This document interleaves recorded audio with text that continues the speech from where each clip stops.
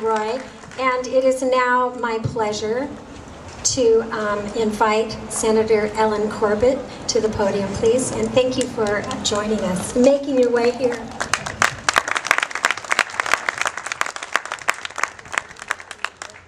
I wouldn't have missed today for the world. This is an amazing day here for the city of San Leandro and for our history. And I welcome all of you here, constituents and residents and neighbors and teachers and administrators. And we're honored, of course, to have Karen Korematsu with us today as well. I'm so happy you could be here with us today. I believe that today is such an important day because speakers have already spoken about what sort of community San Leandro is, and that the community cared so much that they gathered together a few years ago, put together a campaign, and went to the voters and said, we want to see more in the city of San Leandro for our children. There's a lot of hard work, a lot of phone calls, a lot of door knocking, and look at the difference you've made. You've come together as a community and built this beautiful, beautiful campus. And just that on its own makes today such an important and special day. But I did want to talk a little bit about Mr. Korematsu, and I'm so proud of the decision that was made to name this campus after him. I don't remember who had the original idea, but whoever it was a very good one. So today we have a chance to connect our past to our future. And it is certainly a profound honor to be here to dedicate the campus today to a man who has forever left his footprint in this great city. For me, this connection is very personal because I had the opportunity to know Mr. Korematsu. And I remember meeting him long before I was mayor and long before I had gone to law school. And I remember his community activities as a member of the Lions Club. And I remember he was always a very giving man who was always willing to tell his story, especially to students. And then when I had the privilege of attending law school, I knew a little bit about Mr. Korematsu, but I can remember the day in class when we studied the Korematsu case as if it was yesterday. And I remember our professor, Professor Anthony Kennedy, asking us, what is the historic significance of this case? And of course, as law students, we were shuffling through our notes and trying to figure out if we briefed the case the right way. And he stopped because he wanted to teach us much more than a legal lesson that day. He wanted to teach us a lesson about history.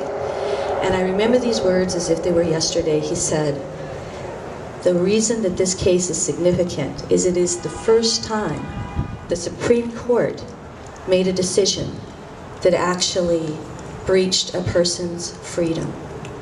And he talked about how that was a very sad day in our history, that it was okay that the Constitution, in the minds of the Supreme Court justices that day, would allow for someone's freedom to be breached in the way it was when Mr. Korematsu, unfortunately, was taken into custody. And I remember when I became mayor, fast forward, wanting to do something special, having known that. And I came up with this great idea, and it was, oh my goodness, I have the opportunity to give the key to the city of San Leandro to Fred Korematsu. And I want to tell you, that evening when we got to do that was one of the proudest moments of my life as a San Leandro resident. I knew he had spent time in the San Leandro jail, and the fact that we could stop and honor him for his amazing courage and bravery was just, it still sends shivers up my spine when I think about it. It was just such a major historic moment. We saw in Fred Korematsu a man whose story forever changed our country's history. A man who dared to take on the entire establishment because he believed in the Constitution of the United States and the principle of freedom.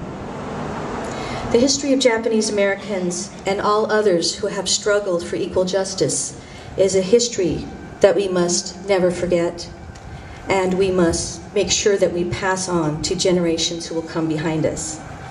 He was a man whose story holds incredible significance to both our city and our entire nation.